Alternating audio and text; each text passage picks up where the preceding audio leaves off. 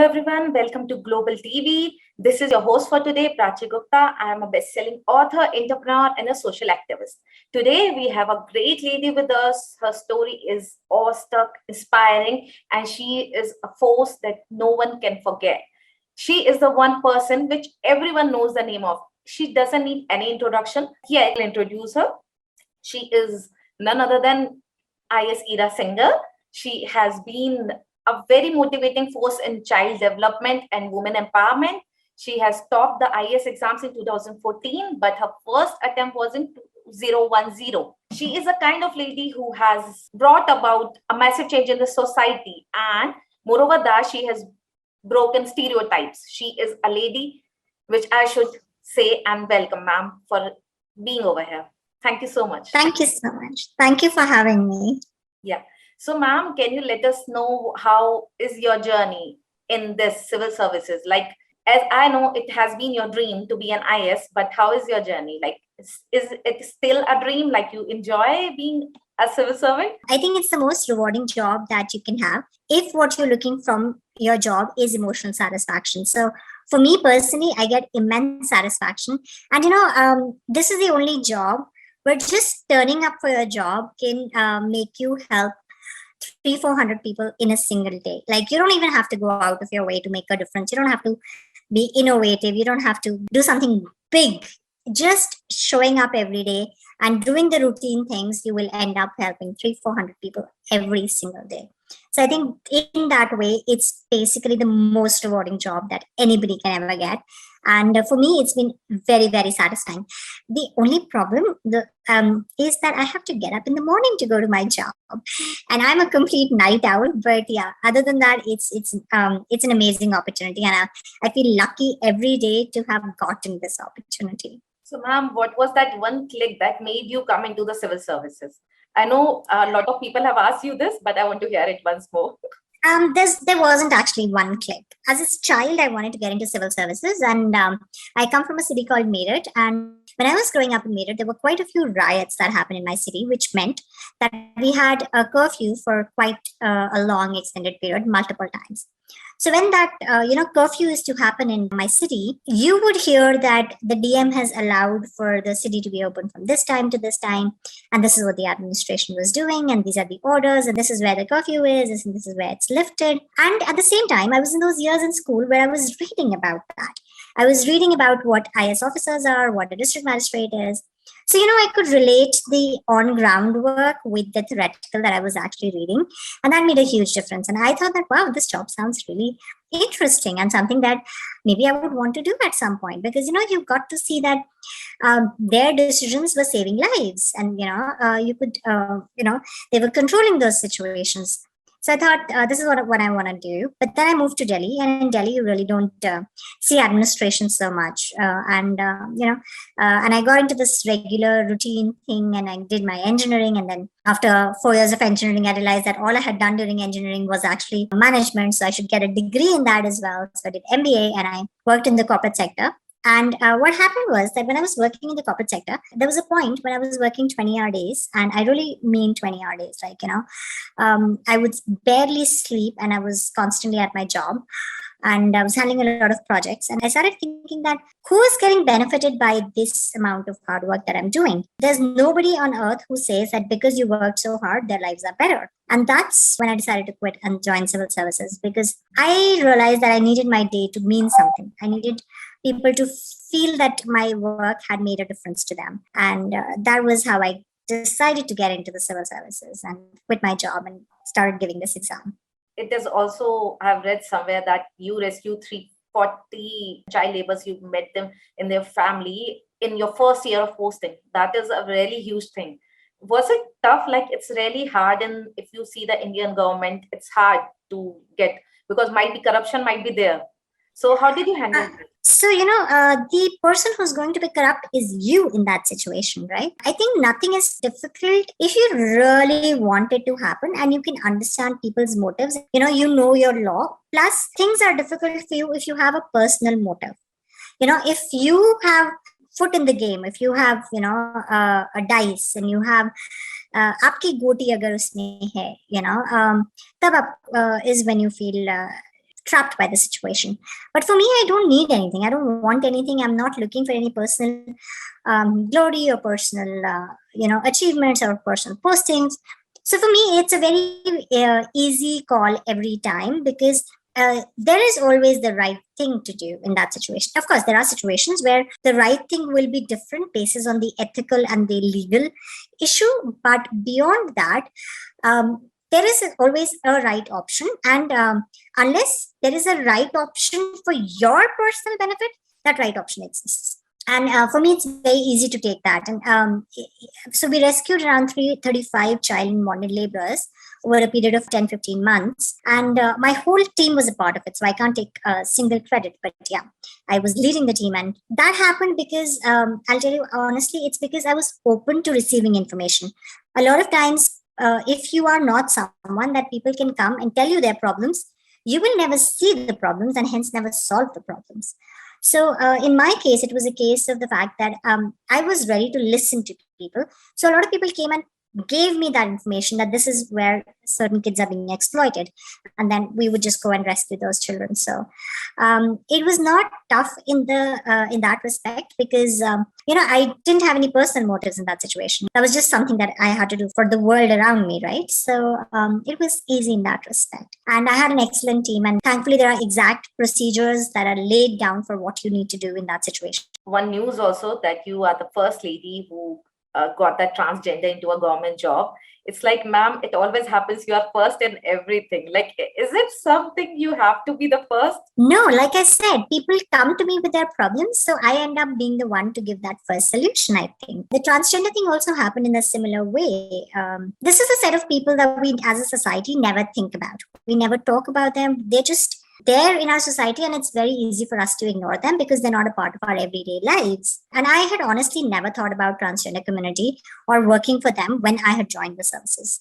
That was never something that was there in my conscience. I got invited by this NGO who worked for transgenders to come and address the community, and I didn't know anything about the community like most of us.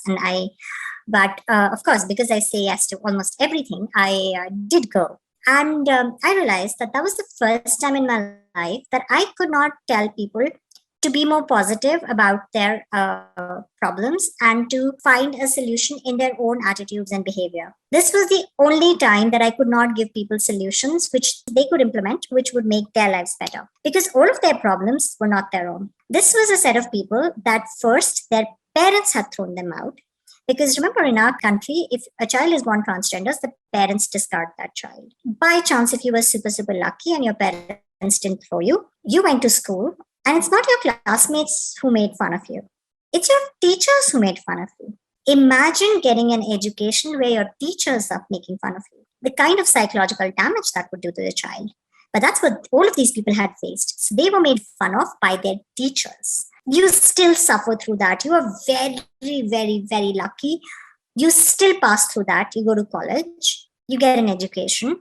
Now, who's going to give you a job? Nobody is going to give you a job because you're a transgender. After that, if you go to rent a house somewhere, who's going to give you a house on rent? People will, what will my neighbors say that I gave house to a transgender? So nobody will give you a house on rent. So imagine this, your family throws you out, which means you don't have a shelter and you don't have any opportunities that the rest of us do. You don't get, an education, you don't have a house, you don't have a job. Really, what else can these people do? So I felt so ashamed of it. And that's when, when the next came to me for help, I decided that I needed to do something more about that. There are a lot of people, like a lot of civil servants, but not everyone is thinking about the humanity like you are doing. And that's really amazing. Ma'am, seriously, we feel lucky that we have officers like you who are doing so much for the society and humanity. Thank you. Really, it got me too emotional, like thinking about them, it got me emotional. Yeah. You know what? In our jobs, we can't afford to be emotional in a way, because if we are, then we will just think about the negatives and not be able to think about the positives though. I'll tell you another thing that I did actually, which was, like I said, I rescued these many children from child labor, right? Now this was another problem. And I had seen a lot of kids dropping out from school, bunking school. We catch a lot of kids on the street in school uniform, not inside school in school hours. these 12-hour daycare and creches and inside my government schools for children from the ages of 6 months to 12 years. And the idea was that a poor mother, when she moves to a city like Delhi, when she migrates to Delhi, she doesn't have a family to take care of her kids. She doesn't have a chachi, nani, dadi, bua, mosi who will take care of her child while she goes to work. In Delhi, both the parents will need to work because it's expensive. Just accommodation, the jugi mein kholi comes for 5,000-6,000. How will they have that much money when your husband is a manual labor and you are sitting at home? And especially then the fooding and everything, it's expensive.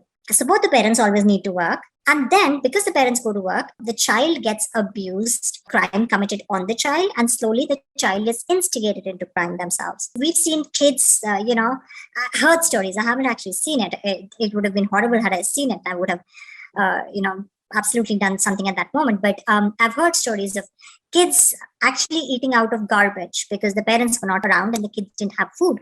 So with dogs and kids, they're eating out of garbage. I've personally seen kids taking drugs at as young as 6 years old because the parents were at work and the child was at home alone, and some neighborhood kids got the child instigated into drugs. And a lot of crimes that you hear about children, that's much less than what really is happening. So I realized that there needs to be a safe space for mothers to leave their kids. And the school is from 7 to 1 or 7 to 2 or 7 to 12, but the mother comes back in the evening by 7 or 8 p.m. Then what is happening to the child while she's not there for 7-8 hours after school? A 4-year-old is not a grown up. A 4-year-old is still a baby. Mother, if she takes the child to school, then what is going to happen before she comes back from work? The mother doesn't have that liberty to be working just for the hours that the child is in school, right? So I decided that we need to set up these creches within the school itself so that the mother can drop off all her kids within whatever age group they are from, like if she has 2-3 kids, she can't drop them one at a creche, one at a daycare, one at a school, right? So this makes it easy for her to drop everybody off at the same place. She can come back in the evening, pick them all up from the same place. The reason to use a school is it's safe, it's got security, it's got water, it's got electricity, it's got classrooms, it's got, toilets adjusted for little kids. And all the infrastructure that you need for little babies, it's already there, and it's lying vacant at some point in the day. And it's got security, and it's generally close to where mothers live. And the reason to have it for 12 hours was because a woman would work 8 hours and she travels for 2 hours on each side. So that's really 12 hours in a city like Delhi that she's away. She needs all of that time, for someone to take care of her kids. So we set these up and we gave free food, free education, free medical checkup and everything to these kids. Like I said, I see a problem. It's not just stopping at child labor rescue. It's also you need to sort of solve that problem further. Look into it as to how do we stop this, because what is the option with the mother? Either she leaves the child behind and lets the child get abused, or she takes the child with her to work, wherein slowly by the time the child is 6, 7, 8, the child also becomes child labor. So that's how I think we need to tackle problems. Many people know you as a civil servant and you had this dream of being a civil servant. What other dream you had which is still there and you need to fulfill that? Oh, lots of things. I'm one of those people who wants to explore everything in life, and I've actually done quite a bit. But like I was telling you, you're a rom-com author, and that would have been so something that I would have done it had I gotten into these careers. But yeah, that I would so totally be writing novels at some point. People keep asking me to write non-fiction, but I find that I can't read non-fiction. So, why would I do that to others? So, but yeah, maybe someday I'll write a book and we can maybe collaborate together. Surely, ma'am, I would love to. And in fiction, what I see is in fiction, you make people see a beautiful world because everyone knows this real world is not exactly. There is pain, there is sorrow, there is crime, there's every sort of thing. No matter how much you do, how much problem you solve, a new problem will come up other day. You know what I learned from fiction? I actually learned how to be practical and how each situation affects different people differently. Fiction is the best way to actually understanding the world around you, and without living each experience, understanding how different experiences affect people differently. So for me, fiction was actually a very big learning tool for of the world around me. It tells you about different people, different situations, and how people tackle them and how people feel about them, and what is right and what is wrong. And without having to live those experiences yourself, you get to learn from those experiences. So I think that's the best part about reading fiction. I've yet to meet a person who's an avid reader of fiction who has made stupid decisions in their lives. That would be a perfect combination. Yeah, a lot of mistakes with a avid reader. Yeah. So, you don't have to live them yourself. You can just read someone else having made them and learn from that. Plus, it also inspires you, right? You kind of, if you talk to someone, most of their heroes will be fiction characters. It also inspires you to greatness. It inspires you to be better than you are. And it tells you what options exist for you out there in the world. So I think fiction is a brilliant. People who read fiction, from my experience, I don't know if there's a study on this or if this is proven or anything, but this is my experience. Their EQ is a bit higher than their peers if they read books. If they read fiction, their EQ is always a little higher. Yeah, they have that emotional quotient more. They can understand feelings and relationships more with fiction. Yes. And and at the end of the day, every single job, unless you are only sitting in front of a computer and typing, is about relationships. Every single job. And especially all managerial jobs, they're definitely administration and management, all about relationships, all about managing people, all about understanding people, and all about getting people to be their best. Yeah, that's so true. So true. Which is your favorite book? Like, there might be a lot of books because you are such a great reader. Any book which is close to your heart, which inspires you today also? Actually, there's so many of them. I can't really pinpoint one book. I've got so many favorites. I've almost read like 2,000 books or something. So very tough to pick one favorite. So I wouldn't be able to give you names, but I do like classics and I do like women-oriented stories more than just generalist things. Yeah. So I would also like readers to know that if Ira Singhal is your ideal, do read a lot. Read a lot of fiction. She is a wonderful lady. She has so brilliant ideas because of fiction. Start reading fiction today. Read your UPSC books also, but fiction also. Yeah, I think read everything that you come across because you can pick something from everything. Everything. This is so wonderful. And ma'am, as per you said, there are a lot of dreams. And is that like every parent have that different dream? So does your parents also have this thing that, no, you should be a civil servant? No, in my case, my parents are more about just be good at what you're doing and do something. I was so lazy that they would be like, "Ye to kuch nahi karegi life mein." So that was their only thing. Ki, kuch kar lo and just be good at what you're doing. So do something that you're going to be good at, nothing else. That's all that they wanted. That's such a beautiful line. Like, do something, be something. Just do. Yeah, that's it. Yeah, because if you just don't do anything, you will be like an animal which don't feel, doesn't do anything. They just keep on lying. Yeah. So their only thing was do something. Don't be lazy in life, and that's about it. It didn't matter what. And ma'am, when you are like really alone, when you need help and you don't have your friends, your best friend, your parents to support you, what do you do at that time? Like, you need that motivation. There's no one around. You are alone. I'll be honest. I don't need other people to motivate me. I have never looked at other people to help me with motivation or to keep me on that track. Because somewhere deep down, I am a little responsible as an individual.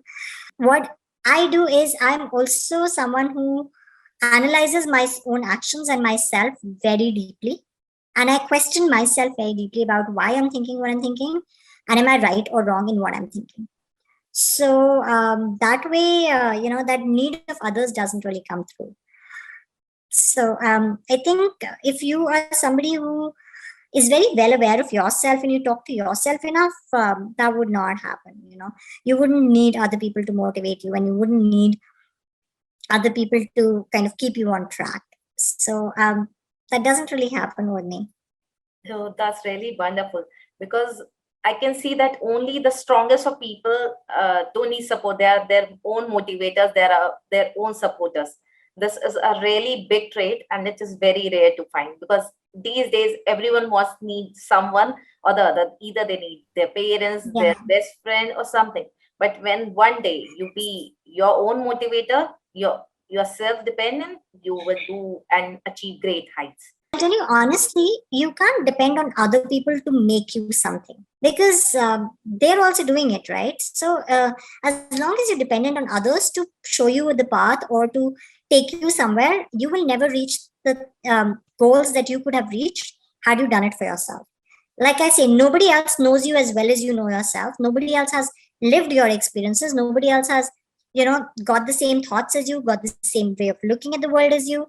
So how can someone else help you or decide your path for you or give you your path or give you your destiny? The only person who can do that is you. So till the day you keep looking at others to lead you somewhere, you won't reach your destination. So, ma'am, this Ira singer is an ideal for many people. Who is your ideal in life? I don't actually have an ideal as such. I basically take inspiration from everybody I meet. I think that everybody has something to teach you. And it can also be something that you shouldn't be doing with your life. So I learn from everybody I meet, whether it's a small kid or a adult. So I think I don't really have one inspiration, but I've been inspired by a lot of stories that I've read over my life. People who've done great things, but I don't really have one inspiration as such. Wow. And I'm looking like a lot of students and kids these days are getting into depression. Like it's so early on, they're getting into depression, and this has become a major problem. I think it's that extra pressure that parents are putting on their children to be something or to be a certain way. And also, when do you get depressed? When you have certain expectations and they are not met. So we need to learn to manage our expectations and to manage what we think of ourselves and what we want from ourselves and what we want from the world around us. Because a lot of times, and I think if you see failure from childhood, small failures in life, they kind of help you along and make you stronger, make you more able to deal with the negatives of life. But so somewhere we need to expose our kids to the negatives of life early on, not in a huge quantity obviously, but small negatives, so that it prepares them for life as an adult. And that's the reason that people are depressed also. And of course, learn to manage your expectations, learn to deal with failure, learn to deal with depend on yourself. So those are things that we don't teach our kids today. Those are very important skills, but we're so busy giving consolation prizes to our kids, participation trophies, and making sure our kids feel super happy, that we're not preparing them for adults who will fail at something, and teaching them that it's okay to fail. It doesn't make you less. Just try harder next time, or maybe there is something else that you can succeed in. See, when do you feel depressed and demotivated? When you feel helpless in a situation, when you feel that you can't do anything about the situation, you can't do anything to fix the situation, and so in that case, you need to be taught from childhood to know when to fix a situation and when to walk away from a situation. So that's also important, to learn to walk away. You don't have to deal with every problem. You don't have to deal with every issue. So knowing your strengths and knowing when to walk away, and not having too much expectations. A very honest self-analysis is very required. Like, you should know that you are not good enough at something, so that you don't keep trying at that. A lot of people keep trying to get a career into something that they're not going to be good at and they're not meant for. And because they don't get that career, they get depressed. They don't even realize that there was some other career that you could have been brilliant at. You were just not looking in that direction.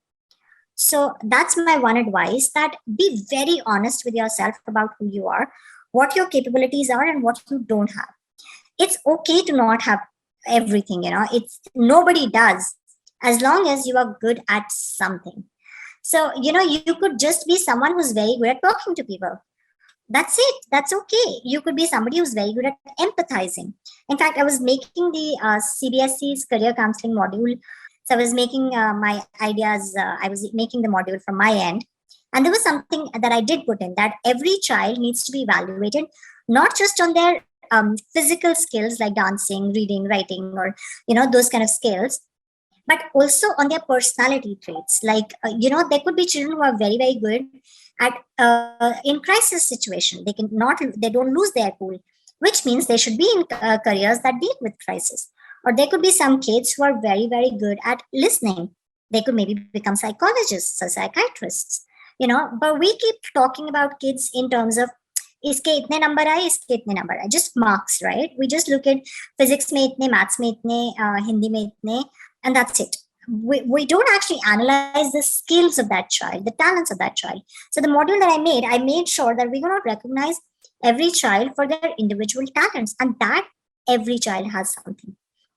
That way, we can actually have much more people who are skilled at what they do, and much more happier people. Because see, if you're doing something that you're good at, you will definitely enjoy it.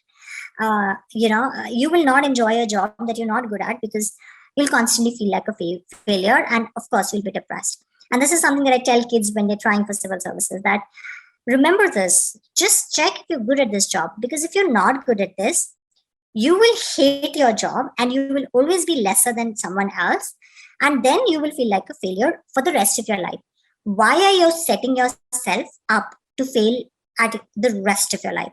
Why do you want to feel like a failure for the rest of your life? So pick a career wherein you can feel like a winner, because you will be good at it, and that's something that you will enjoy. So yeah, I think if we could all do that, lead our lives according to our skills and talents, and learn to manage our expectations, we'd be a much happier society. Yeah, ma'am, really, this is a wow statement by you, because you're totally right. Expectations is what makes people sad and depressed. The more you have expectations, and when you don't fulfill it, you feel depressed. You feel you're not capable enough. You're not good enough. Yeah. So Yeah. I would really focus on ma'am's word, and would ask the audience and the parents to please keep little less expectations from your kids. Let them live, let them dream. Exactly. Every kid shouldn't be an engineer, a medical, or a Yes. civil servant.